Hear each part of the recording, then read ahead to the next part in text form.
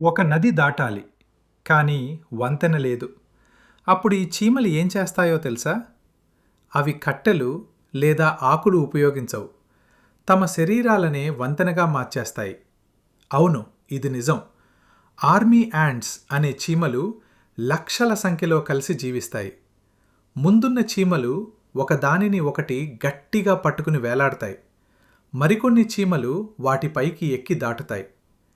ఇంకక ఆశ్చర్యకరమైన విషయం ఏమిటంటే, వంతెన మీద రద్దీ పెరిగితే మరికొన్ని చీమలు వచ్చి వంతెనను ఇంకా బలంగా మారుస్తాయి.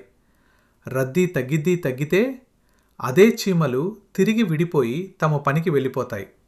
అంటే వంతెన కూడా అవసరాన్ని బట్టి తనంతక తానే మారిపోతుంది.